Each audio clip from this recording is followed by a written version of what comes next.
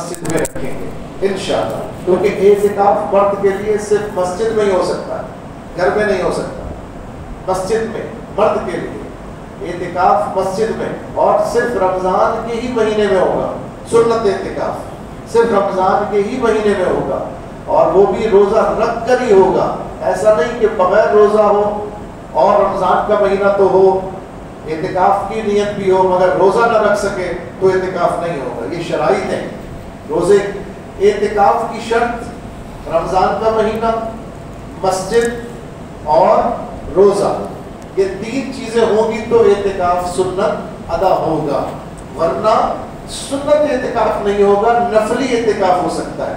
جیسے ہم ابھی بیٹھے مسجد میں تو ہم جب بھی مسجد میں داخل ہوں نیت کر لیں نویتو سنت الاعتکاف، نویتو سنت الاعتکاف، جیسے آپ بھی بیٹھے کر لیں نیت نویتو سنت الاعتکاف۔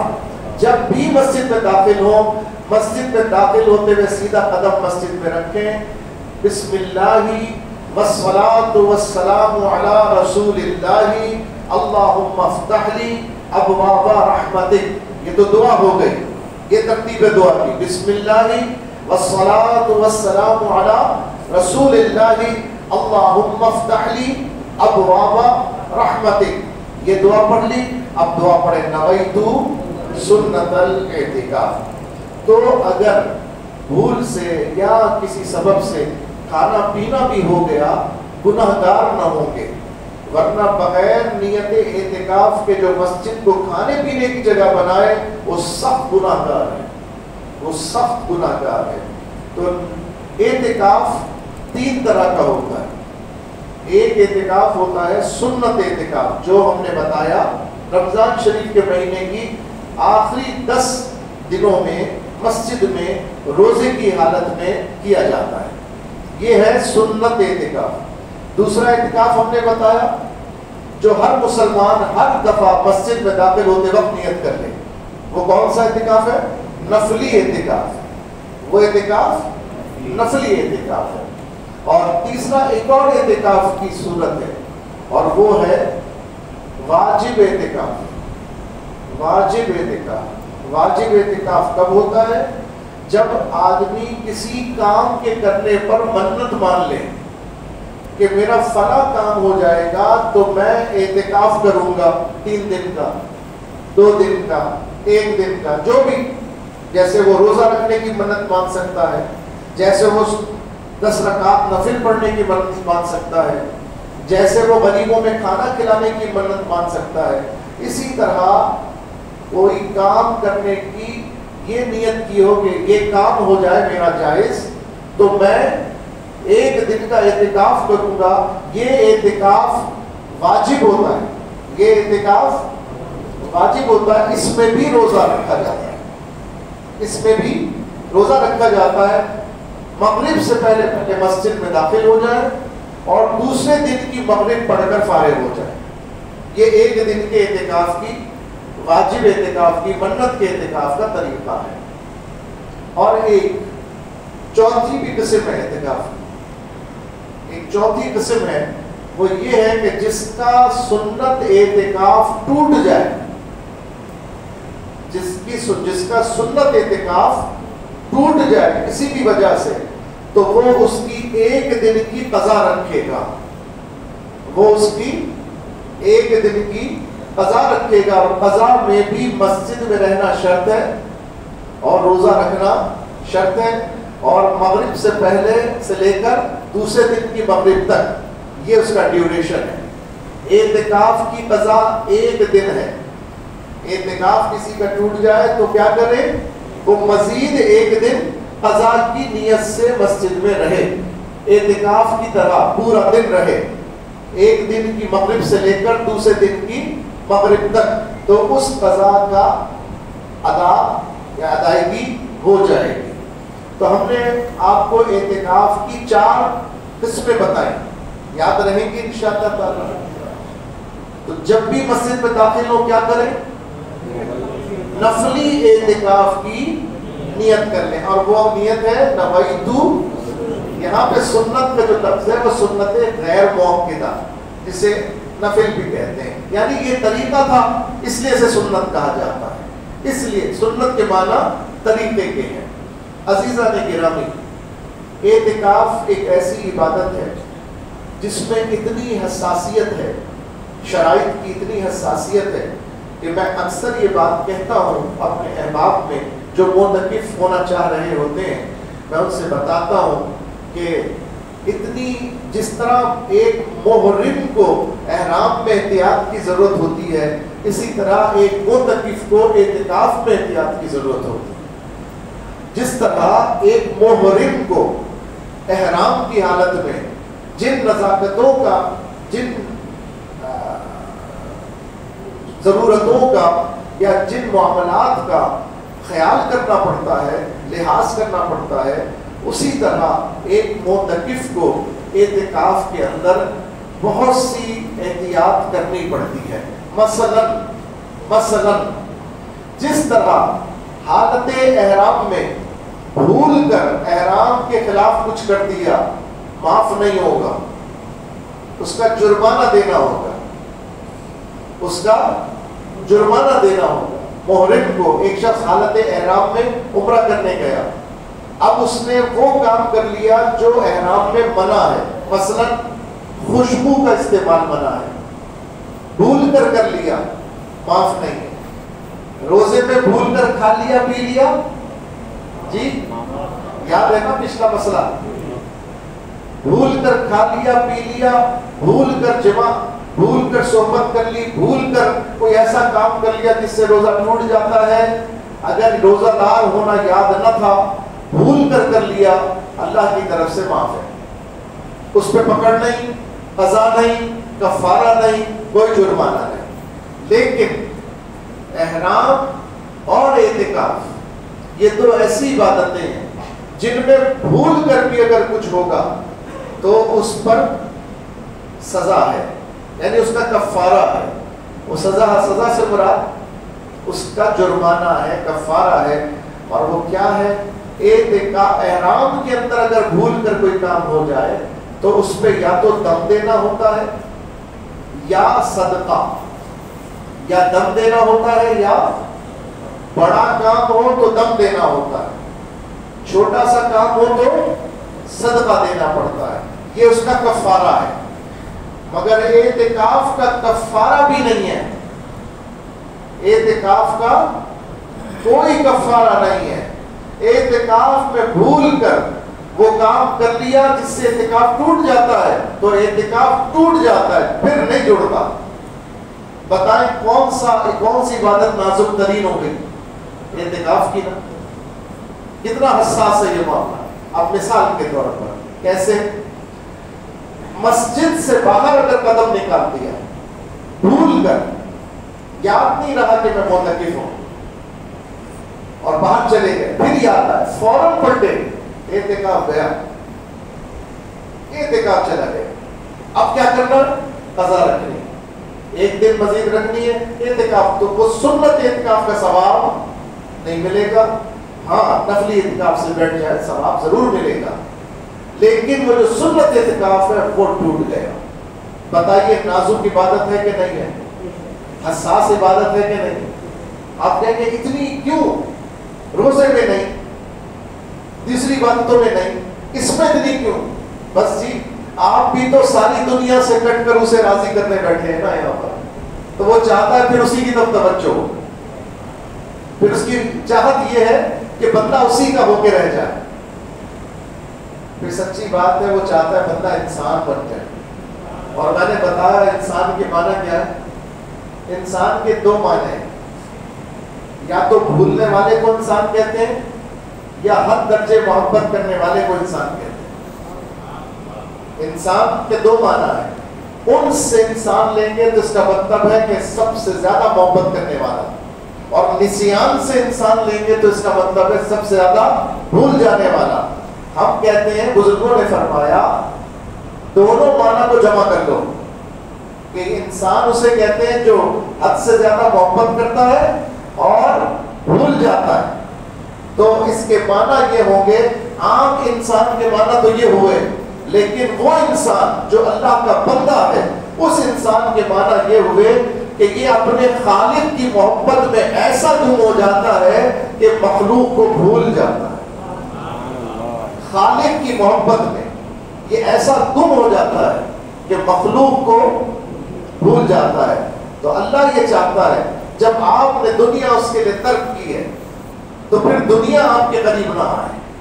10 دن تک آپ ارادے سے پوری دنیا سے کٹ کر اللہ کے لیے بیٹھیں گے نا مسجد میں. کیا کرنے بیٹھیں گے؟ کوئی ڈرائنگ کرنے بیٹھیں گے کیا؟ کوئی اسائنمنٹ بنانے بیٹھیں گے کیا؟ کوئی پی ایچ ڈی کی تیاری کرنے بیٹھیں گے کیا؟ امتحان کی تیاری کرنے بیٹھیں گے؟ کاروبار کرنے بیٹھیں گے؟ وہ بھائی کیا کرنے بیٹھیں گے؟ سب کچھ چھوڑ کر اللہ اللہ کرنے بیٹھیں گے, اللہ کو راضی کرنے بیٹھیں گے, اللہ سے لو لگانے بیٹھیں گے, اللہ سے بات کرنے بیٹھیں گے, اللہ سے تعلق جوڑنے بیٹھیں گے, اللہ کی عبادت کرنے بیٹھیں گے. تو پھر اس کی غیرت کا اس کی غیرت کی حساسیت ہے کہ جب اس کے لیے دعویٰ کر کے بیٹھے ہو تو پھر ادھر ادھر نہیں دیکھو, پھر ادھر ادھر نہیں دیکھو. جس کی آنکھوں میں محبوب سما جائے تو اسے کچھ اور نظر ہی نہیں آتا. جس کے دل میں محبوب سما جائے پھر اس کے دل میں کوئی اور نہیں آتا. تو اس لیے اس محبت کا تقاضا یہ ہے کہ اعتکاف کے حسن کے ساتھ رکھا جائے. تو پہلی شرط اعتکاف کی یہ ہے کہ آپ نے مسجد سے قدم باہر نہیں نکالنا. اسی طرح اعتکاف سے صرف اس صورت میں باہر جا سکتے ہیں جب آپ کو قضائے حاجت ہو. جب آپ کو پیشاب لگے یا آپ کو حاجت ہو تو آپ اپنی حاجت پوری کرنے کے لیے مسجد سے باہر جا سکتے ہیں. مگر جیسے آج کل کی مسجدیں ہیں تو مسجد سے ملحق ہی یہ سارے انتظامات ہوتے ہیں. استنجا خانہ بنا ہوتا ہے, بیت الخلا موجود ہوتا ہے. تو اب ایسی حالت میں آپ کو مسجد سے باہر جانا جائز نہیں ہے. اگر یہ نہ ہوتا تو اپنے گھر بھی جا سکتے ہیں. اگر یہ نہ ہوتا تو صرف اس حاجت کی ادائیگی کے لیے آپ اپنے گھر بھی جا سکتے ہیں. مگر بالکل ایسے جانا ہے جیسے اجنبیوں کی طرح جانا اور آنا, نہ رکنا نہ بات کرنا, نہ سلام دعا کرنے وقت لگانا, بس جانا سلام کا جواب دیتے کوئی حرج نہیں, لیکن اس سے زیادہ کلام جائز نہیں ہے. بالکل ایک ضرورت کے تحت گئے اور واپس آ گئے بالکل اس انداز سے. لیکن چونکہ اب مسجدوں کے ساتھ یہ فیسلٹیز اویلیبل ہیں تو معتکف کے لیے اب گھر جانا بھی جائز نہیں ہے. پہلے دور میں نہیں ہوتی تھی تو دور جا کر اپنی حاجت پوری کر کے اور پھر مسجد میں آ جاتے تھے.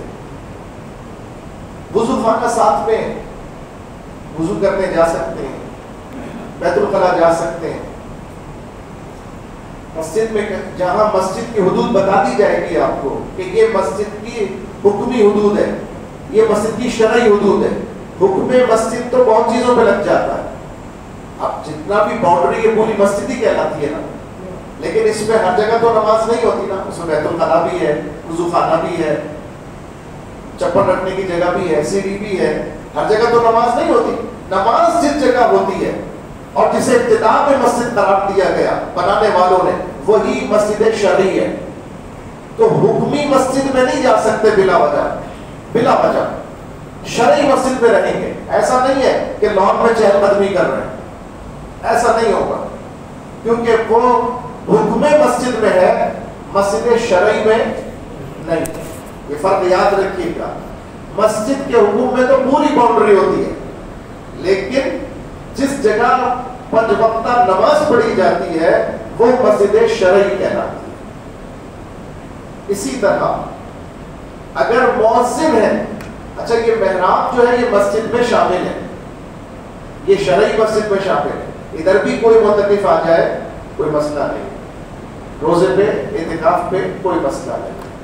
ایون اگر مؤذن نماز کے معتکف ہو گیا, مؤذن مسجد کے معتکف ہو جائیں تو وہ اوپر چڑھ کر مینار پہ پہلے اذان دی جاتی تھی, وہ اس پر جا کر بھی اذان پڑھ سکتے ہیں, چاہے مینارہ باہر ہی کیوں نہ ہو, چاہے مینارہ باہر. اب تو مسجد کے اندر ہے سارے انتظامات تقریباً, تو اس میں تو غیر مؤذن بھی اذان دے سکتا ہے.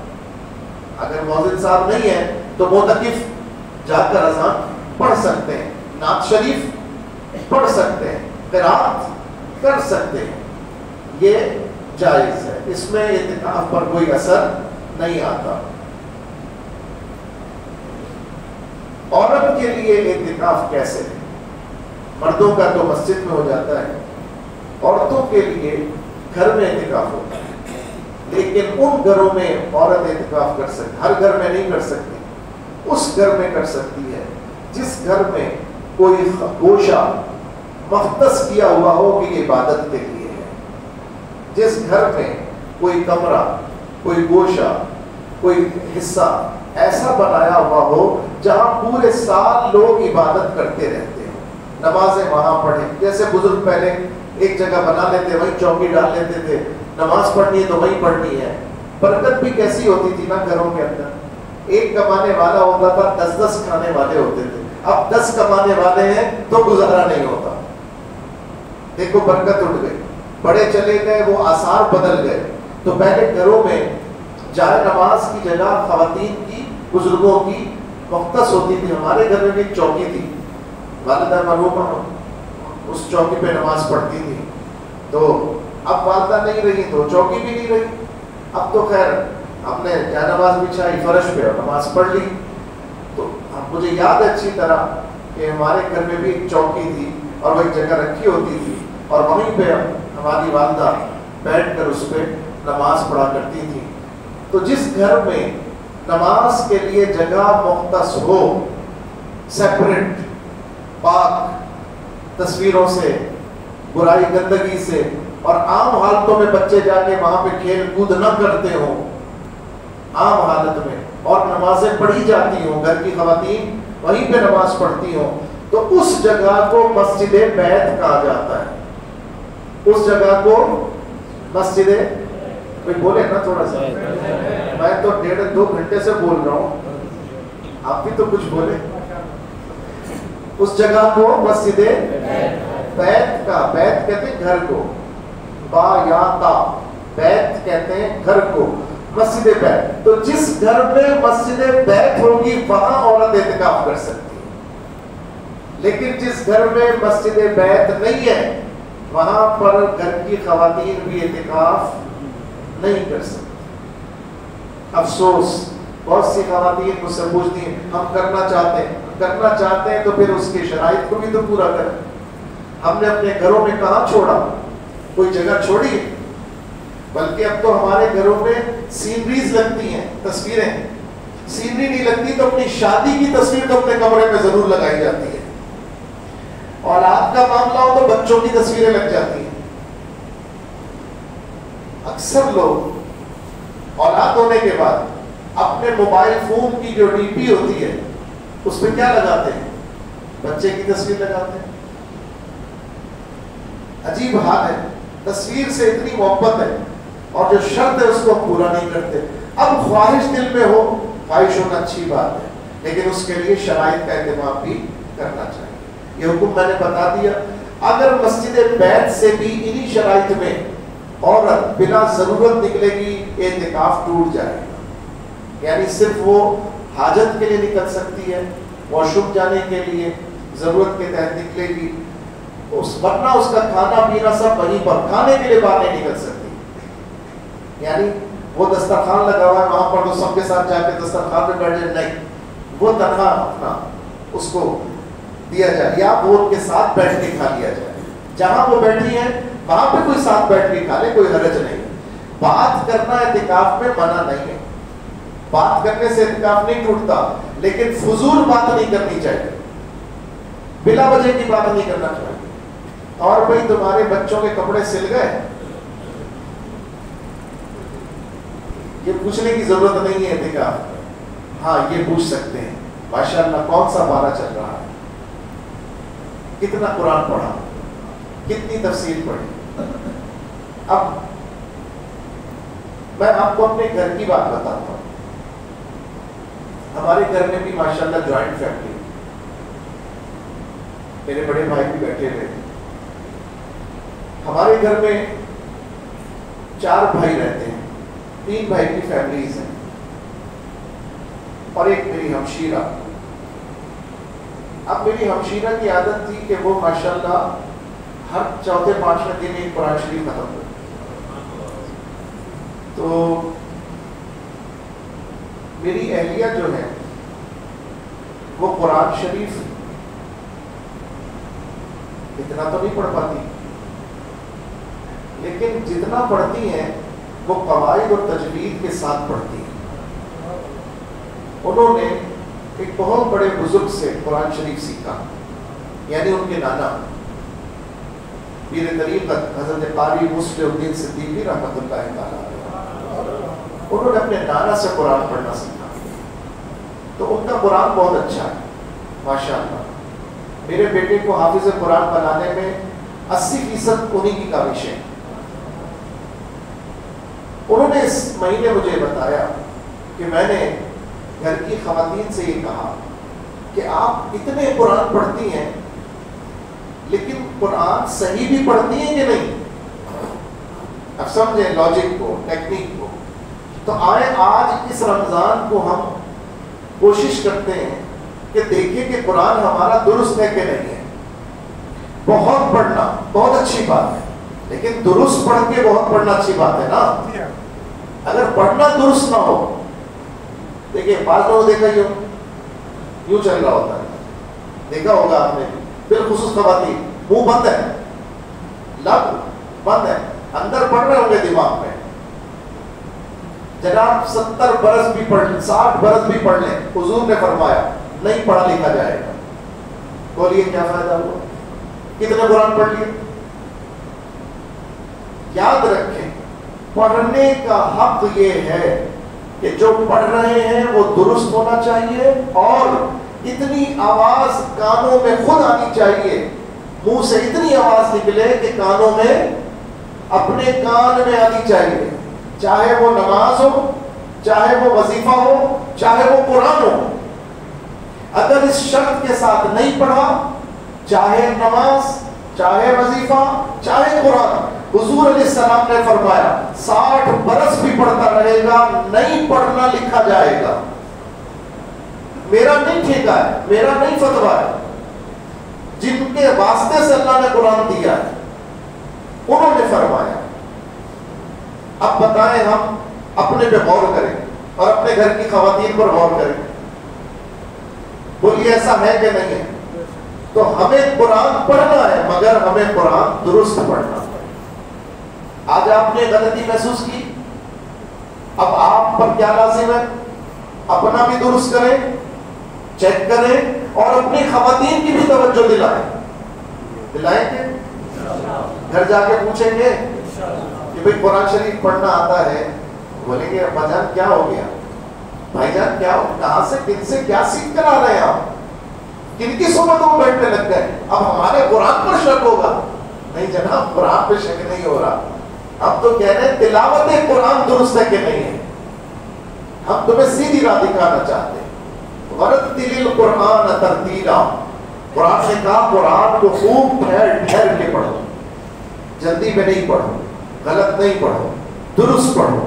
جب درست پڑھا جائے گا، ٹھہر کے پڑھا جائے گا، اچھا پڑھا جائے گا، قواعد کے ساتھ پڑھا جائے گا، تو اللہ قبول فرما سکتا ہے. جب بات ہی غلط ہوگی تو پھر قبولیت کی کیا دعا، اور پھر وہ دعا کا قبول ہونا کیا معنی رکھتا ہے. عقل سے کام لیں. خدا کے لیے بار بار کہتا ہوں اپنا قرآن درست کریں اور اپنے گھر والوں کا بھی قرآن درست کرائیں. اب اگر درست ہے تو یہ بات اس کے لیے ہے ہی نہیں. جس کا قرآن درست ہے، جس کے گھر والوں کا قرآن درست ہے، یہ بات اس سے تعلق ہی نہیں رکھتی. یہ بات تو اس کے لیے ہے جس کے اندر یہ خامی ہے. ہم میں نے تھوڑی کہا کہ آپ سب میں خامی ہے، میں کہہ رہا ہوں چیک کریں. چیک کیسے کریں گے؟ کس طرح چیک کریں گے کہ میرے اندر خامی ہے، میرا قرآن صحیح نہیں پڑھنے کا ہے، یا میری اہلیہ کا صحیح؟ بھائی یہ اس وقت چیک کریں گے جب کسی کو سنائیں گے. جب کسی کو سنا، چلیے آپ سب اس مجلس کے بعد مجھے اپنا قرآن سناتے ہیں، تھوڑا سا صرف سورہ فاتحہ سنا دیں، تشہد سنا دیں، مجھے پتا چل جائے گا آپ کی نماز کیسی اور آپ کا قرآن کیسا ہے، میں بتا دوں گا آپ کو، اس لیے کہ الحمدللہ میں اللہ کے فضل سے درست پڑھتا ہوں۔ یہ کیسے پتا چلا؟ جن سے پڑھا ہے انہوں نے مجھے کہا ہے، اور جن کو سناتا ہوں وہ میری تصدیق کرتے ہیں۔ میرا یہ دعویٰ نہیں کہ میں قاری صاحب جیسا قرآن پڑھتا ہوں، میرا یہ دعویٰ نہیں ہے، لیکن میں جو ضرورت کے بنیادی قواعد ہیں ان کے مطابق قرآن پڑھتا ہوں، جس طرح قرآن پڑھنا چاہیے۔ الحمدللہ میں آپ سے بھی یہ نہیں کہتا کہ سر آنا چاہیے، گلا ہونا چاہیے، راگ ہونا چاہیے، نہیں، یہ ضرورت ہی نہیں ہے، یہ تقاضا ہی نہیں، قواعد درست ہونے چاہیے۔ عین کو عین، ہا کو ہا، سا کو سا، ذال کو ذال، واو کو واو، ضاد کو ضاد، فا کو فا، یہ فرق ہونا چاہیے۔ جب یہ فرق ہوگا تو قرآن درست ہو جائے گا انشاءاللہ۔ میں نے آپ کو موٹی موٹی باتیں اعتکاف کی بتا دی ہیں، اگر کسی کے ذہن میں سوال ہو تو وہ مجھ سے کر سکتا ہے۔ درود شریف سنائیے، اللہم صلی علی سیدنا مولانا محمد وآلہ وصحبہ وبارک وسلم۔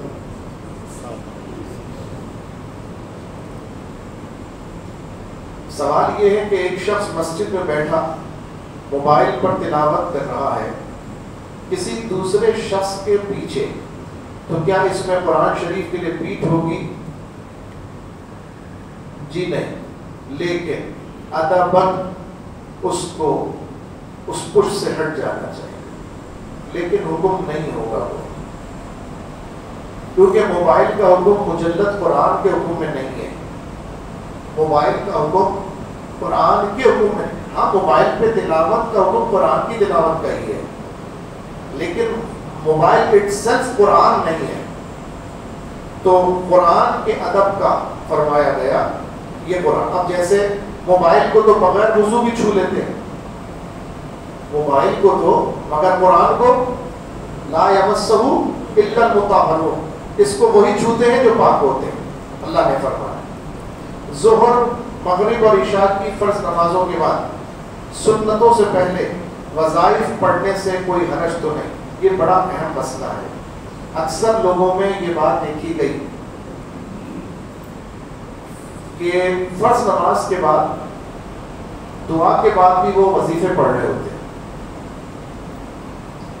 وظیفہ پڑھ رہے ہیں، کوئی آیت الکرسی پڑھ رہا ہے، کوئی اور کوئی ان کے شیخ نے بتایا ہے، کسی نے کہیں کتاب پہ پڑھ لیا، کسی نے ٹی وی پہ سن لیا، آج کل تو سب ذرائع موجود ہیں۔ تو یاد رکھیں وظیفہ پڑھنا کوئی بری بات نہیں ہے نمازوں کے بعد، لیکن ان نمازوں کے بعد، ان فرائض کے بعد جن کے بعد سنتیں ہوں، جیسے ظہر، جیسے مغرب، جیسے عشاء، یہ تین نماز، ان میں مکمل نماز کے بعد وظیفہ پڑھیں، ایون آیت الکرسی بھی مکمل نہ، لمبی دعا بھی نہیں مانگنی چاہیے، یہ بھی خلاف سنت ہے ان نمازوں کے بعد، ان فرائض کے بعد۔ اب سنت کیا ہے یہ سمجھ لیں، سنت کیا طریقہ ہے۔ میرے آقا علیہ السلام کیا کرتے ہیں، جیسے ہی فرض نماز کا سلام پھرتا، حضرت عبداللہ ابن عباس رضی اللہ تعالیٰ عنہ راوی ہیں، حدیث مبارک، حدیث شریف بخاری میں موجود ہے، حضرت عبداللہ ابن عباس رضی اللہ عنہما فرماتے کا چھوٹا تھا، بچہ تھا، لیکن اور نماز کے لیے مسجد جاتا نہیں تھا، بچے تھے، چھوٹے تھے، فرماتے لیکن مجھے پتا چل جاتا تھا کہ مسجد نبوی میں حضور نے نماز ختم کر لی ہے، یعنی فرض کی جماعت ختم ہو گئی۔ کیسے؟ ذکر کی آواز آتی تھی۔ کس کی آواز آتی تھی؟ ذکر کی آواز۔ اچھا، ذکر مخصوص انہوں نے نہیں بتایا کہ کیا ہوتا تھا، انہوں نے کہا کہ ذکر کی آواز سے مجھے گھر میں پتا چل جاتا کہ مسجد میں جماعت ہو گئی ہے۔ اس کا مطلب ہے یہ تو پتا چل گیا کہ حضور علیہ السلام جماعت کے بعد ذکر کرتے تھے، سب سے پہلا کام کیا کرتے تھے؟ ذکر کرتے تھے۔ بعض دیگر ذرائع سے یہ پتہ چلتا ہے. اور حضور نے فرمایا بھی صلی اللہ علیہ وسلم کہ نماز کے بعد استغفار کیا کرو. نماز کے بعد استغفار. تو بزرگوں نے یہ طریقہ وضع کیا کہ نماز کے فوراً بعد 3 مرتبہ استغفر اللہ استغفر اللہ استغفر اللہ بآواز بلند استغفر اللہ استغفر اللہ استغفر اللہ. اور چونکہ ذکر سے یہ بھی ذکر ہے, استغفار بھی اللہ کا ذکر ہے. اور بعضوں نے کہا کہ کلمہ شریف پڑھ لیا جائے. اب ذکر مقصود ہے نا, تو کلمہ بھی ذکر ہے, اللہ اکبر کہنا بھی ذکر ہے, استغفر اللہ کہنا بھی ذکر ہے. لیکن دوسری روایت سے پتہ چلا کہ سرکار نے فرمایا کہ نماز کے بعد استغفار کیا کرو. تو اب یوں کر لیا, اور میں چاہتا ہوں میری مسجد میں بھی طریقہ سنت کے مطابق ہو. ابھی بھی ذکر ہوتا ہے, لیکن بہتر یہ ہے, اس کا اور اچھا طریقہ یہ ہے کہ جیسے ہی سلام پھرے ہمیں کیا پڑھنا چاہیے؟ استغفر اللہ استغفر اللہ استغفر اللہ. اور ایک دفعہ کلمہ پڑھ لیں, لا الہ الا اللہ محمد الرسول اللہ صلی اللہ علیہ وسلم. تو جن نمازوں کے بعد سنتیں ہیں ان کے بعد یہ مختصر سا ذکر کر کے دعا, اللہم انت السلام ومنک السلام تبارکت یا ذا الجلال والاکرام. یہ حضور دعا ہر نماز کے بعد مانگتے تھے. ایک ذکر اور کرتے تھے حضور, لا الہ الا اللہ وحدہ لا شریک لہ لہ الملک ولہ الحمد وہو علی کل شیء قدیر. آپ نے دیکھا ہوگا میں جمعے کے بعد بھی پڑھتا ہوں. میں عصر کی نماز کسی نے میرے پیچھے پڑھی ہو تو میں اس وقت بھی یہ تلاوت کرتا ہوں. اور ایک دعا حضور اور مانگا کرتے تھے, اللہم لا مانع لما اعطیت ولا معطی لما منعت. اللہ جو تو عطا کرے کوئی روک نہیں سکتا, اور جو تو روک دے کوئی عطا کر نہیں سکتا. ولا راد لما قضیت, اور جو تو نے میرے لیے مقدر کر دیا اسے کوئی نہیں لوٹا سکتا, اسے کوئی لوٹا نہیں سکتا. سبحان اللہ. یہ دعا حضور علیہ السلام ہر نماز کے بعد پڑھتے ہیں. اب دیکھیں ہم ساری دعائیں کر لیتے ہیں, یہ دعا یاد نہیں یاد نا, اس لیے کہ ہم نے کبھی جاننا ہی نہیں چاہا کہ سنت کیا ہے حضور. آپ بلکہ ہمارے ائمہ بھی نہیں کر پاتے, توجہ ہی نہیں کرتے. میری خواہش یہ ہے پہلے سنت ادا ہو جائے, پھر تمہاری مرضی جو دل چاہے مانگو, لیکن پہلے وہ مانگو جو محبوب کے لبوں سے نکلا. یاد رکھیے ہماری زندگی بھر کی دعائیں ایک طرف اور حضور کی دعا ایک طرف. اللہ کو پسند کون سی ہے؟ اللہ کو ہماری دعا بھی پسند ہے, لیکن اللہ کو سب سے زیادہ پسند کون سی دعا ہے؟ جو دعا محبوب کے منہ سے نکلی ہے. تو میں یہی کہتا ہوں پہلے سنت ادا کرو, پھر مستحبات ادا کرو, پھر اپنی مرضی کرو. پہلے محبوب کی مرضی کر لو, پھر اپنی مرضی کر لو. اللہ تعالیٰ ہمیں عمل کی توفیق. میں کہتا ہوں سنت ادا کریں, آپ کو اپنی مرضی چلانے کی حاجت ہی نہیں آئے گی. آپ کو اللہ وہ دے دے گا کہ جو مانگنا چاہتے تھے آپ. سنت کی برکت سے اللہ آپ کو وہ سب عطا فرما دے گا. تو نماز فرض کے بعد آیت الکرسی بھی ان نمازوں میں نہیں پڑھی جائے گی, وظیفے بھی ان نمازوں کے بعد نہیں پڑھے جائیں گے جس جماعت کے بعد سنتیں باقی ہوتی ہیں. لیکن جس جماعت کے بعد سنتیں باقی نہیں ہوتی, آپ آیت الکرسی پڑھیں, تینوں قل پڑھنے چاہیے, یہ بھی حضور کی سنت ہے. ایک دفعہ قل هو اللہ احد, ایک دفعہ قل اعوذ برب الفلق, اور ایک دفعہ قل اعوذ برب الناس. سنت بتا رہا ہوں یہ طریقہ. اور پھر تسبیح فاطمہ, تسبیح فاطمہ یہ آپ پڑھیں 33 دفعہ سبحان اللہ, 33 دفعہ الحمدللہ, اور 34 دفعہ اللہ اکبر. اور اس کے بعد ایک مرتبہ پھر وہی کلمہ لا الہ الا اللہ وحدہ لا شریک لہ لہ الملک ولہ الحمد وہو علی کل شیء قدیر. یہ ہے میرے آقا کا سنت طریقہ نماز کے بعد دعا کا. آئیے ہم بھی اسی کی نیت کر لیں، انشاءاللہ ہم بھی اس پر عمل کریں گے. جیسے ہی فرض کا سلام پھیریں کیا پڑھیں؟ استغفر اللہ استغفر اللہ استغفر اللہ لا الہ الا اللہ محمد الرسول اللہ صلی اللہ علیہ وسلم. اب اس کے بعد امام دعا کریں گے. اللہم انت السلام ومنک السلام تبارکت یا ذا الجلال والاکرام. اور ایک دعا اور بھی میں پڑھتا ہوں جو آپ نے سنی ہوگی اکثر، ربی اعنی علی ذکرک وشکرک وحسن عبادتک. حضور علیہ السلام نے حضرت معاذ بن جبل رضی اللہ تعالی عنہ کو فرمایا، اے معاذ یہ دعا پڑھنا ہر نماز کے بعد، بھولنا نہیں کبھی، ضرور پڑھنا. اس لیے اس دعا کو بھی پڑھنا چاہیے. جب آپ سمجھ میں آ گیا دعا کریں اللہ ہمیں عمل کی توفیق دے. کیا نفلی روزے کی نیت کے ساتھ قضا روزے کی نیت کر سکتے ہیں؟ بالکل. جس شخص پر روزے قضا ہو جائیں وہ نفل روزوں کی جگہ قضا ادا کرے. وہ نفل روزوں کی جگہ اپنے قضا پہلے ادا کرے. قضا پہلے، قضا فرض کی ہے پھر نفل قبول ہوگا. نفل تو اوور ٹائم ہے، پہلے ڈیوٹی پوری کرنی ہوگی تو اوور ٹائم ہوگا. اگر کسی کے پاس سال کے شروع میں اتنی رقم یا مال ہو جو نصاب تک نہ پہنچتا ہو، لیکن سال کے آخر میں اس رقم کے ساتھ اور مال آ گیا جو نصاب تک پہنچ گیا، تو کیا زکوٰۃ نکالنی ہوگی؟ پہلے تو سمجھ لیں نصاب کس کو کہتے ہیں.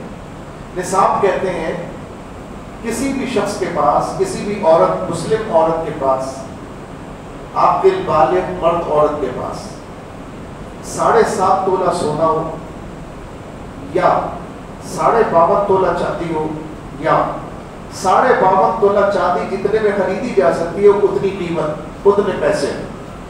یہ ہے نصاب.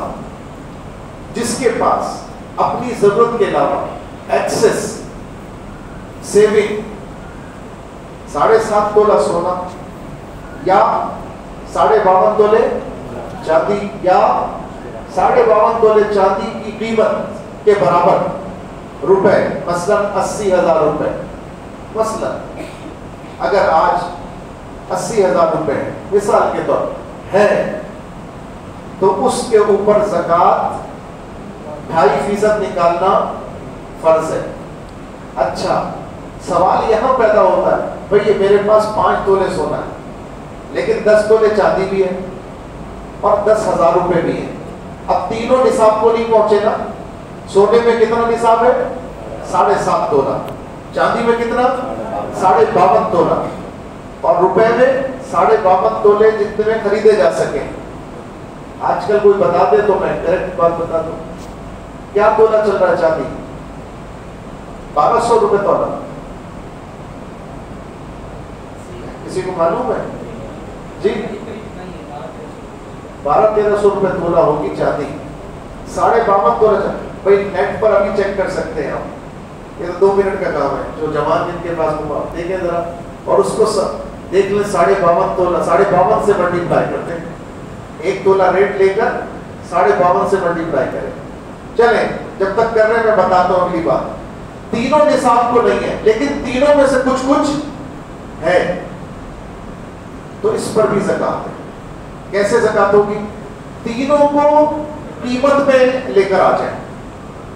سونے کو بھی پیسے میں کنورٹ کر لیں، چاندی کو بھی پیسے میں کنورٹ کر لیں، اور پیسہ تو ہے ہی. تینوں ملایا اور ان تینوں کے اوپر سے 2.5% نکال دیا.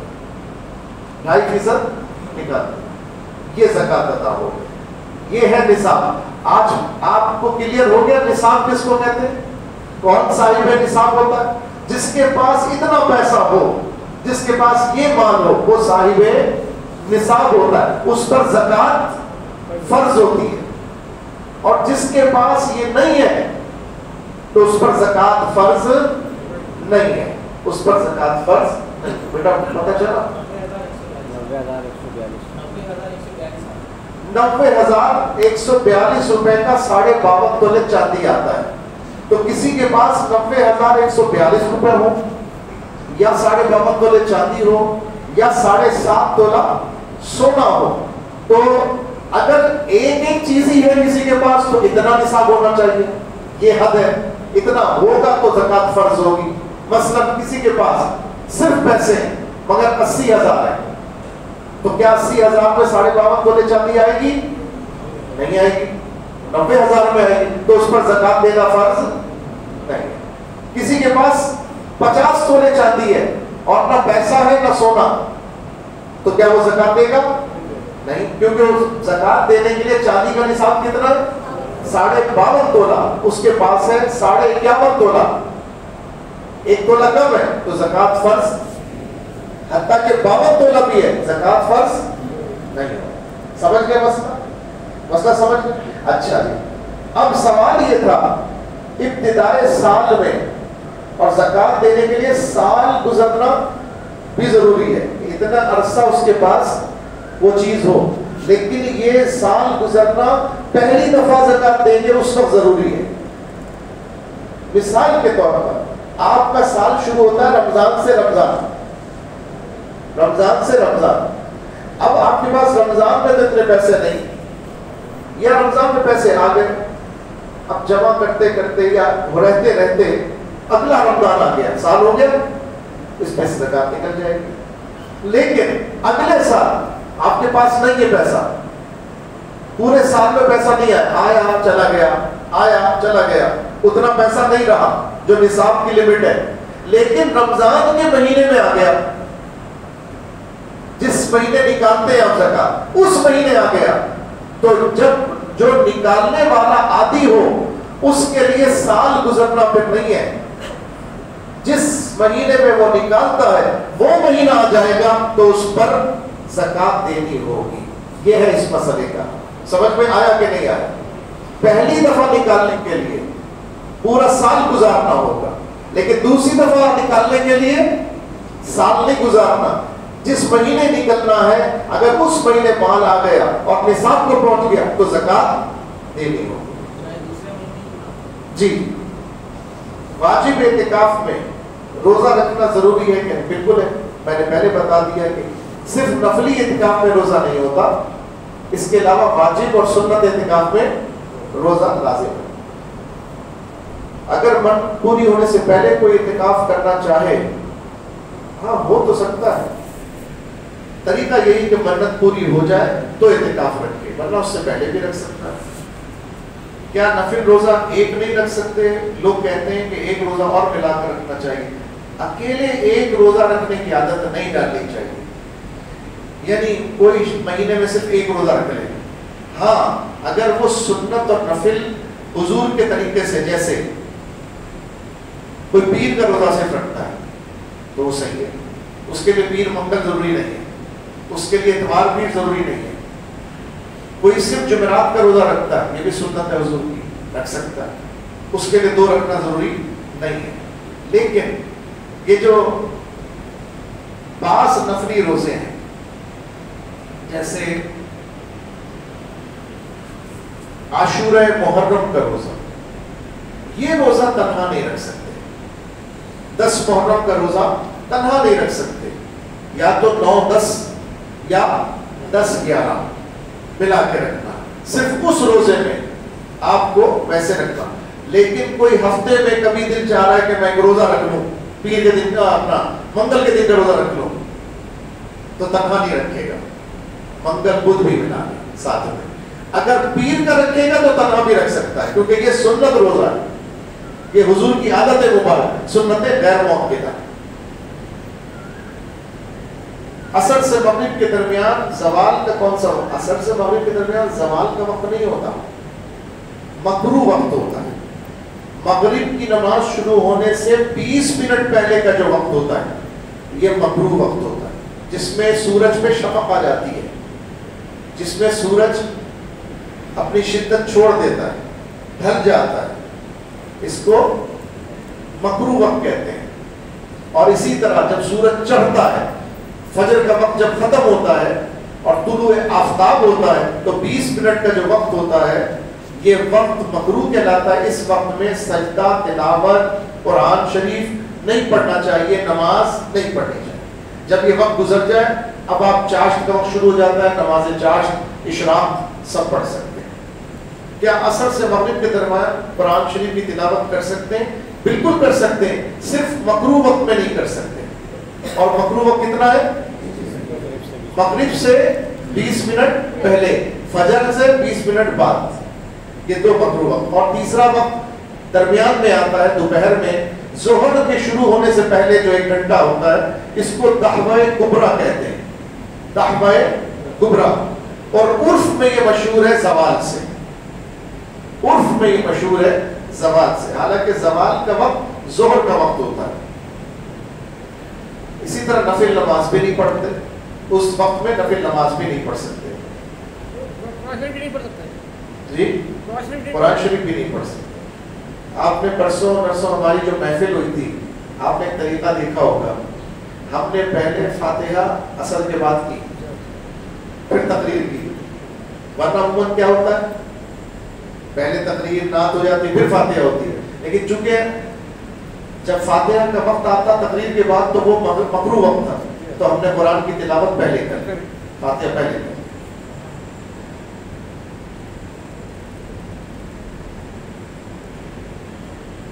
اگر کسی نے زکوٰۃ کے پیسے سے ہسپتال یا کلینک بنایا، زکوٰۃ کے پیسے سے ہسپتال یا کلینک نہیں بنے گا. زکوٰۃ کے پیسے سے ہسپتال یا کلینک نہیں بنے گا. ہسپتال یا کلینک بنا کر وہاں زکوٰۃ کے پیسے سے مریضوں کا، مستحق زکوٰۃ مریضوں کا علاج کرایا تو درست ہے. آپ خود سے زکوٰۃ کے فیصلے پہ اختیار نہیں رکھتے کہ میں اپنی مرضی سے کر دوں. اس کے لیے ملک بنانا شرط ہے، مستحق کو مالک بنانا شرط ہے. آپ نے زکوٰۃ کا اسپتال بنایا، کس کو مالک بنایا؟ آپ ہی مالک رہے نا. تو زکوٰۃ کا پیسہ تو آپ ہی نے استعمال کر لیا اپنے لیے.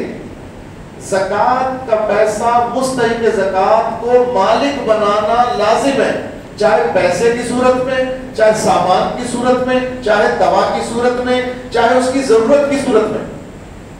مگر وہ اس کے ہینڈ اوور کرنا، وہ اون کرے، پوزیشن، اس کے لیے ملکیت شرط ہے، پوزیشن شرط ہے. یہ نہیں کہ میں نے زکوٰۃ کے پیسے سے یہ کام کر دیا. نہیں جی، ایسا خیرات کے پیسے سے ہو سکتا ہے، خیرات کے پیسے سے اسپتال بنایا جا سکتا ہے، صدقات نافلہ سے اسپتال بنایا جا سکتا ہے، زکوٰۃ سے نہیں بنایا جا سکتا. نہیں، بنانے کی بات کر رہا ہوں، میری بات سمجھیں. میں کہہ رہا ہوں اسپتال نہیں بنایا جا سکتا، بلڈنگ نہیں بنائی جا سکتی. زکوٰۃ کے پیسے سے علاج کیا جا سکتا ہے. یعنی ایک شخص مستحق زکوٰۃ ہے، بیمار ہو گیا، اب اس کو کس چیز کی ضرورت ہے؟ علاج کی، دوا کی. تو وہ علاج اور دوا کسی اسپتال جو آفر کرے کہ بھائی یہاں زکوٰۃ والوں کا علاج ہوتا ہے، اور وہ اسپتال زکوٰۃ کے پیسے لیتا ہے، تو وہ اسی پیسے سے اس کا علاج کر سکتا. دوا دے رہا ہے، یعنی ریٹرن میں کچھ دے رہا ہے، ملکیت دے رہا ہے اس کو. دوا اس کو دیتا ہے، اس کے پوزیشن میں آ جاتی ہے، اس کے اختیار میں آتی ہے، وہ اسے کھا لیتا ہے، اس کا علاج کرتا ہے. تو یہ ہو سکتا ہے. کسی جگہ نماز پڑھ لی، نماز پڑھنے کے بعد اس جگہ دیکھا کہ جاندار کی تصویر دیوار یا ٹیبل پر موجود ہے، تو اس تصویر کو ہٹا کے نماز دہرانا پڑے گی. دوران اعتکاف اگر غسل واجب نہیں ہو تو کیا نہا نہیں سکتے؟ جی نہیں نہا سکتے، عادتاً نہیں نہا سکتے، شوقیہ نہیں نہا سکتے. شوقیہ بعض بزرگوں نے اس میں غسل جمعہ کے لیے اجازت دی ہے. غسل جمعہ سنت ہے، اس کی اجازت دی ہے کہ جمعے کے دن آئے تو اس دن غسل کر سکتے ہیں ضرورت کے مطابق. لیکن عادتاً غسل نہیں کرنا چاہیے.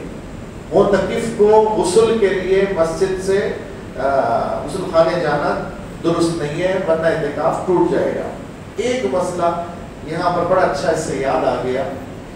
اگر اعتکاف کے دوران غسل واجب ہو جائے، ایسی حالت ہو جائے کہ غسل واجب ہو گیا، احتلام ہو گیا سوتے میں، تو کیا کرے؟ وہ یہ کرے کہ جہاں بیٹھا ہے وہی دیوار سے پہلے تیمم کرے. جہاں بیٹھا ہوا ہے وہی دیوار سے پہلے تیمم کرے.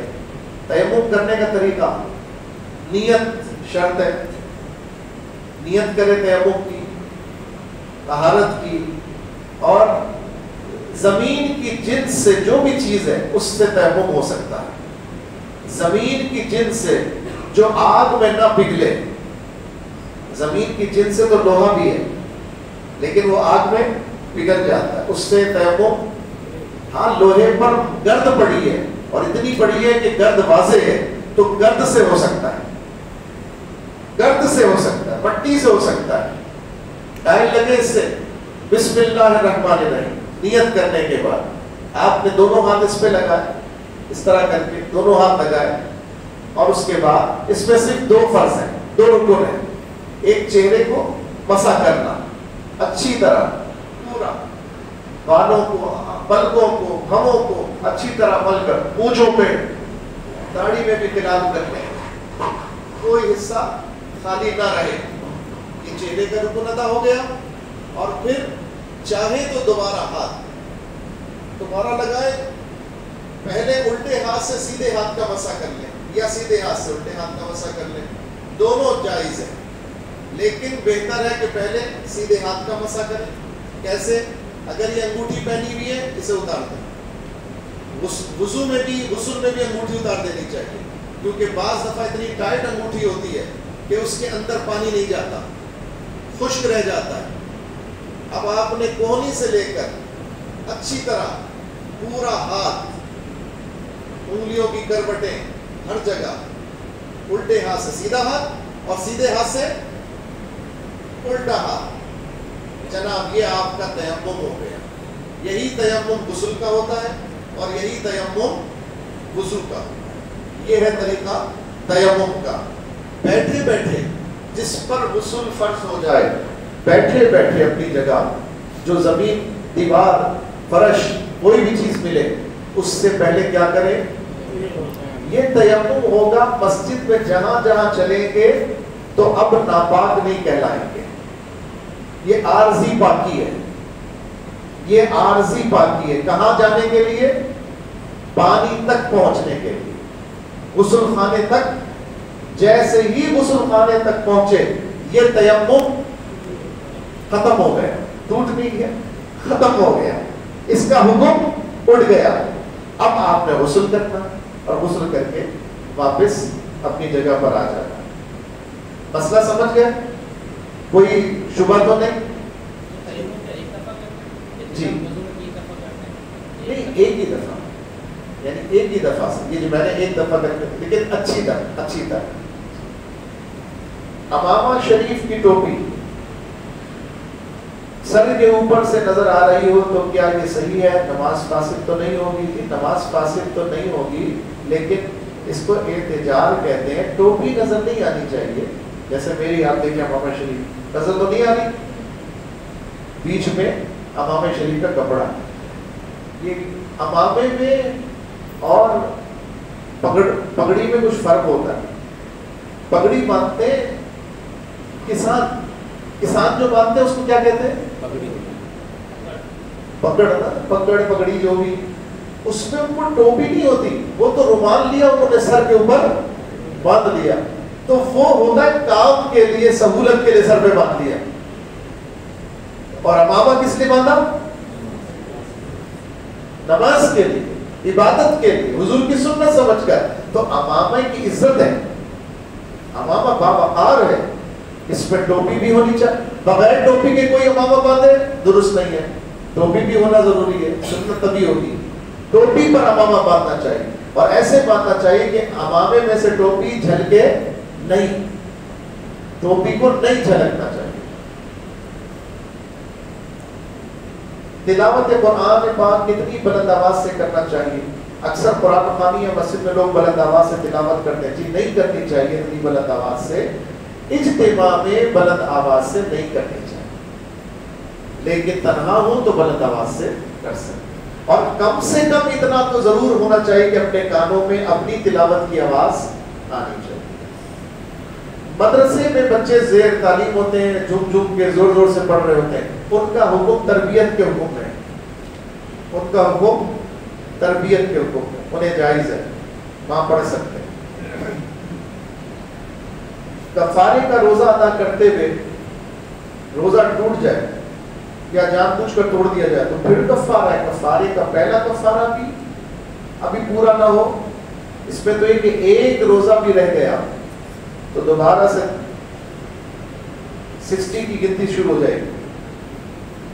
سنت غیر موقعہ نفل ہوتی ہے، اس کے پڑھنے کا طریقہ یہ ہے کہ 2 رکعت والی تو سب کو پتا ہے، 4 رکعت والی میں 2 کر کے پڑھا جاتا ہے، بس سلام ایک پھیرا جاتا ہے۔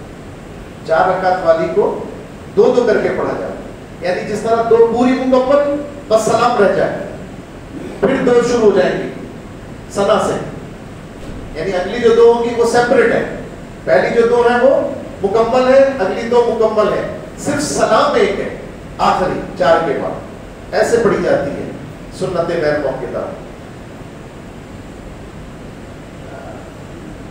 سر اس میں ایک بات ہے، اگر اس نے تیار پڑھی، دوسری پڑھا، دعا پڑھی، کھڑا ہوا لیکن اس کو سنا پڑھنا بھول گیا، کوئی بات نہیں، سنا سنت ہے، اس کے بغیر بھی نماز ہو جائے گی، واجب کے بغیر نماز نہیں ہوتی، سنت کے بغیر نماز بے نور تو ہوتی ہے مگر ہو جاتی ہے۔ مسجد میں غسل کی جگہ نہ ہو تو میں نے بتا دیا کہ وہ تو جہاں بھی غسل میسر ہو وہاں جا کے اپنے گھر میں بھی حتیٰ کہ میسر ہو تو کر سکتا ہے۔ کوئی سوال آپ کے ذہن میں تو نہیں؟ جی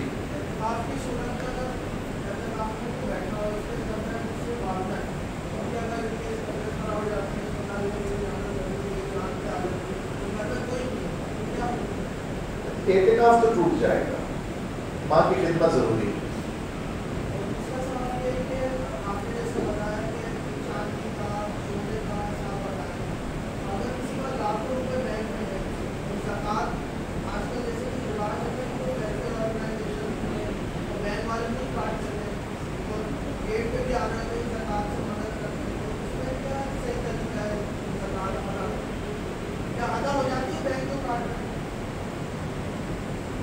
بینک جو کاٹتے ہیں وہ گورنمنٹ اس کو وہ کرتی ہے، گورنمنٹ پہ اعتبار ہے آپ کا، زکوٰۃ بھی ایسی ہے، جس گورنمنٹ پہ آپ کو اعتبار نہیں ہے کہ اچھا جو آئے ہیں جو گئے وہ ان کو چور کہہ رہے ہیں، اور جو تھے وہ ان کو کیا کہتے تھے، اچھا جو گئے وہ کہتے ہیں گھڑی چور ہے، ابھی تو پتہ نہیں کتنی چوریاں نکلیں گی۔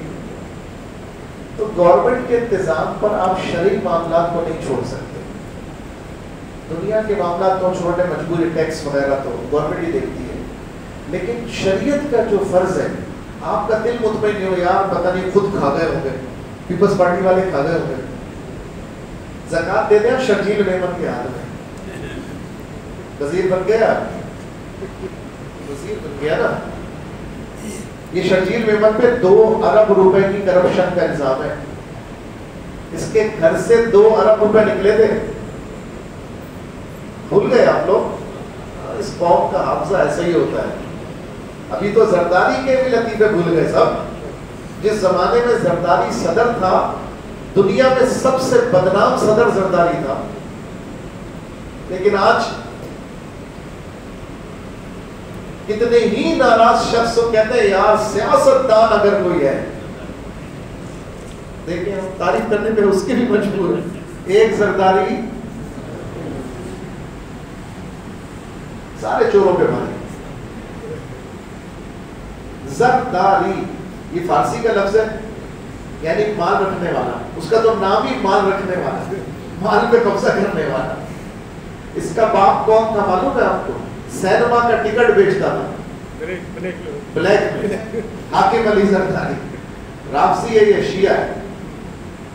تو بیٹے آپ کو زکوٰۃ اپنے ہاتھ سے دینی ہو، اور زکوٰۃ دینے کا اصول یہ ہے کہ سب سے پہلے اپنے گھر میں دیکھیں، سب سے پہلے بھائی بہنوں کو دیکھیں، ماں باپ کو نہیں دی جا سکتی، بیٹے کو نہیں دی جا سکتی، اولاد کو اور اپنے اوپر کے باپ ماں باپ دادا دادی ان کو نہیں دے سکتے، بیٹا بیٹی پوتا پوتی نواسا نواسی نہیں دے سکتے، ان کو زکوٰۃ نہیں دے سکتے، مگر بھائی بہن बहनोई,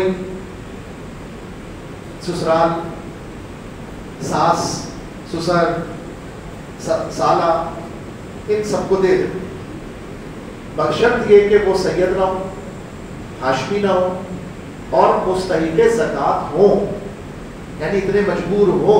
तो सबसे पहले घर में ज़कात दी जाएगी। अब निकले बराबर में घर के, क्या होता है? पड़ोस। अगर पड़ोस में मुस्तहिक़ है, आप जानते हैं यार, मैं जानता हूँ इसकी नौकरी क्या है, इतनी कमाई में कैसे गुजारा होता होगा, कर्ज ही लेता होगा, फला है, बस लगता भी है, बच्चे कैसे कपड़े पहन के निकलते हैं, उसको दें, तोहफा समझ के दे दें, ईदी कहकर दे दें, किसी भी तरह उसकी मदद कर दें। अब आप कहाँ निकलेंगे? और आपके पास है माशाल्लाह। अब आप देखें जो मदारिस से दीनियाँ चल रहे हैं, वेलफेयर ऑर्गेनाइजेशंस चल रही हैं, जिसका काम आपको लगे वाकई ये काम कर रहे हैं, ये लोग रिलायबल हैं, मुस्लिम हैं, आप उनको ज़कात दे दें कि भैया अमानतन दे रहा हूँ, आप इसको मुस्तहिक़ तक पहुँचा देना। ये तरीका है। और कोई कॉम्प्लिकेशंस?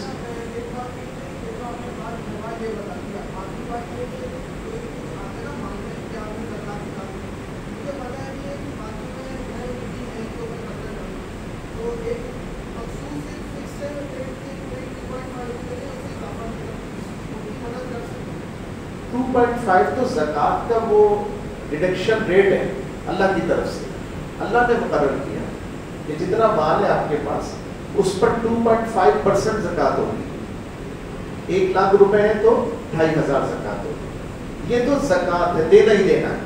अब आपको अल्लाह ने दिया है, आप 10,000 निकालते, अल्लाह वाले तो 2,500 अपने पास रखते, 97,000 निकाल देते, अल्लाह के राह में दे देते। जैसे हमने अभी 16 से काम शुरू किया है जी, तो आपने फरमाया था कि मस्जिद में ज़कात जायज़ नहीं, हाँ, नहीं लगती क्योंकि मिल्कियत नहीं होती ना, पोजीशन नहीं है। तो क्या इसमें ज़कात लग सकती है सोलर सिस्टम में? नहीं, ज़कात तो मस्जिद में इटसेल्फ नहीं लगेगी, लेकिन इसका एक तरीका ये है कि आप किसी मुस्तहिक़ ज़कात को ज़कात देंगे और उससे ये मस्जिद की ज़रूरत भी बयान करें कि जनाब आप चाहें, अल्लाह ने आपको गैब से पैसे दे दिए, आप चाहें तो मस्जिद की खिदमत कर लें, कुछ अपने पास रख लें, कुछ मस्जिद में रख लें, ऐसे होता है। तो वो शख्स जो मुस्तहिक़ ज़कात हो, उसे आपने ज़कात दे दी, वो खुश हो गया, उसे 10,000 मिल गए, उसने कहा चलो मैं 5,000 रुपये अपने इस्तेमाल में कर लूँगा, 5,000 में मस्जिद में लगा देता हूँ। इस तरह लग सकता है। तो इस तरह मुस्तहिक़ ज़कात बहुत से हैं जो समझदार हैं, दीनदार हैं, उन्हें पहले कन्विंस किया जाता है, बताया जाता है, मर्जी है उनकी, दें तो दें, नहीं दें तो नहीं, कोई बात नहीं। तो बहुत से लोग हैं जो इशार करते हैं, जो कर देते हैं। जितने वेलफेयर ऑर्गेनाइजेशंस हैं वो इसी तरह से इसको आगे इम्प्लीमेंट करते हैं। एक सवाल इन्होंने पूछा है, नमाज तरावी 4-4 रकात करके पढ़ सकते हैं, बसूरत इस्तिस्ना पढ़ सकते हैं। कोई घर में पढ़ रहा हो, वक्त कम हो, जल्दी पढ़ना मतलब वक्त चला जाएगा, लेकिन तरावी पढ़ने का दिल है, तो 2-2 के बजाय 4-4 रकात भी पढ़ सकता है। एक सलाम से 4-4 रकात भी पढ़ सकता है।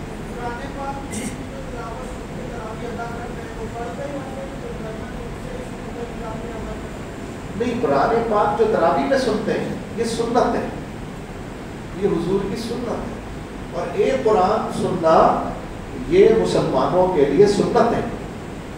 एक कुरान तरावी में सुनना ये सुन्नत है हुजूर की, सबको सुनना चाहिए। जैसे हमारी मस्जिद में होती है माशाअल्लाह, और मुझे बड़ी खुशी होती है अपनी मस्जिद के अंदर एक चीज़ देखकर कि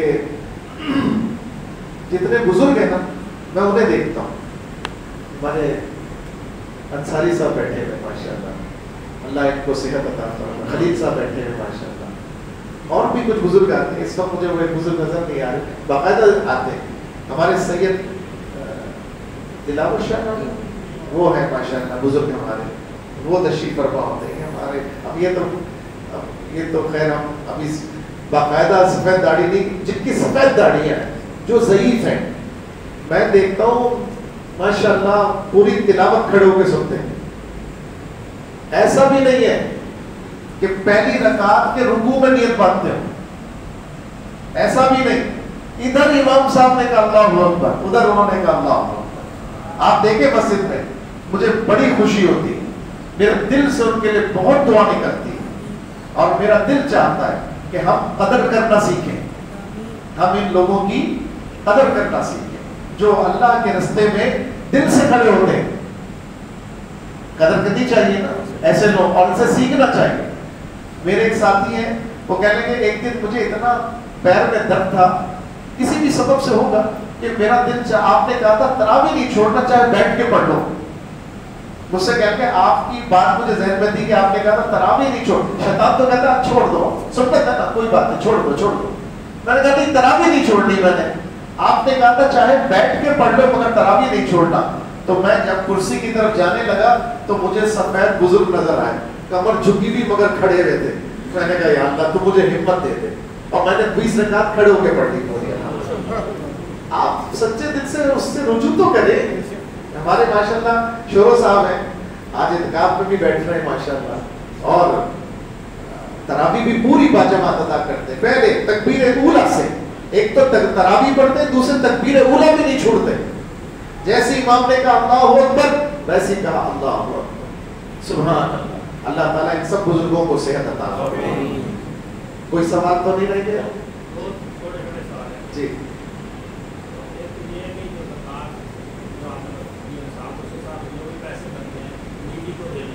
جی اگر ڈیڈی کہتے ہیں مجھے آپ خرچہ خوراک کھانا پینے کا سامان ہو گیا, یہ ضرورتیں لے کے جائیں.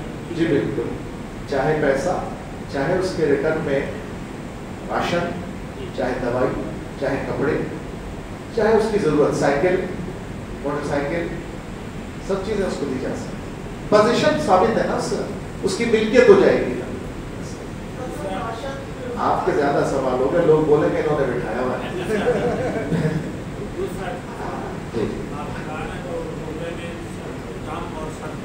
ہاں صدقہ ہر وہ پیسہ ہے جو آدمی کسی نہ کسی وقت کسی غریب کے لیے اپنے مال سے نکال دے. نہ کوئی اماؤنٹ, صدقے کا کوئی اماؤنٹ. ہاں صدقہ فطر واجب ہے. صدقہ دو طرح کا ہوتا ہے, واجب اور نفل. عمومی طور پہ جو فقیر کو دے دیا, کسی کو دے دیا, کسی کی مدد کر دی, یہ صدقہ نافلہ ہے. لیکن صدقہ واجبہ وہ ہے جیسے صدقہ فطرانہ جو رمضان میں ہر کھانے والے کے اوپر ہوتا ہے. جو گندم کھاتا ہے اس پہ صدقہ ہے, جو صاحب نصاب ہے. جو فقیر ہے وہ بھی کھاتا ہے لیکن اس پہ صدقہ فطرانہ دینا نہیں ہے, لینا ہے. وہ لے سکتا ہے, دے گا نہیں. تو صدقہ نافلہ جو بھی صدقہ ہم 10 روپے 5 روپے نکال دیتے ہیں, لیکن جو ہم پر واجب ہے اس کے مصارف وہی ہیں جو زکوٰۃ کے ہیں. جو ہم پر واجب ہے صدقہ اس کے مصارف وہی ہیں. جن کو ہم زکوٰۃ دے سکتے ہیں انہیں کو فطرانہ دے سکتے ہیں, جن کو ہم زکوٰۃ نہیں دے سکتے ان کو فطرانہ بھی نہیں دے سکتے. جی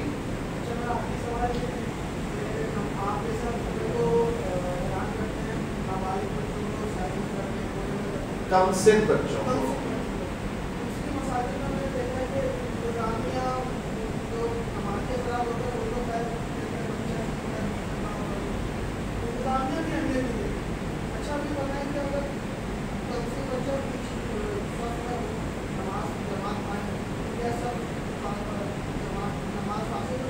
نماز نہیں فاسد ہوگی, صف کو قطع کرنے کے سب مجرم ہوں گے. انتظامیہ کے اوپر یہ لازم ہی نہیں ہے, یہ تو ہر مسلمان پر لازم ہے. یہ تو ہر مسلمان پر لازم, انتظامیہ کیا کرے گی؟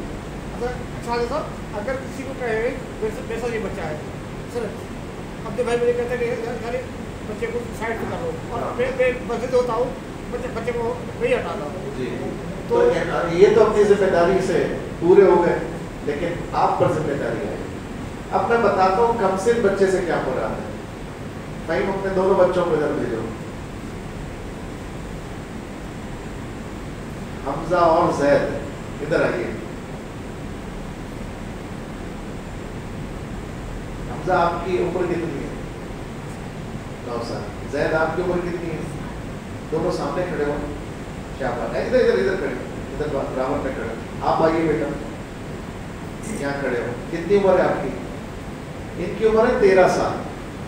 یہ صف میں کھڑے ہو سکتے ہیں, یہ بیچ میں بھی کھڑے ہوں گے تو نماز میں صف میں کوئی اثر نہیں پڑے گا. یہ کھڑے ہوں گے بیچ میں, صف قطع ہو جائے گی.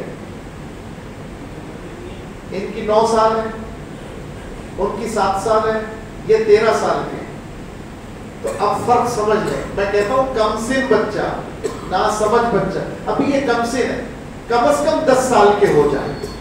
10 سال کے بچے کو نماز پڑھانے کا حکم ہے نا, سختی کے ساتھ. بس جب نماز کا حکم ہے اس کا مطلب ہے وہ سختی سمجھتا ہے, نرمی سمجھتا ہے, بات سمجھتا ہے, صحیح کر سکتا ہے, تبھی تو سمجھانے کا حکم ہے.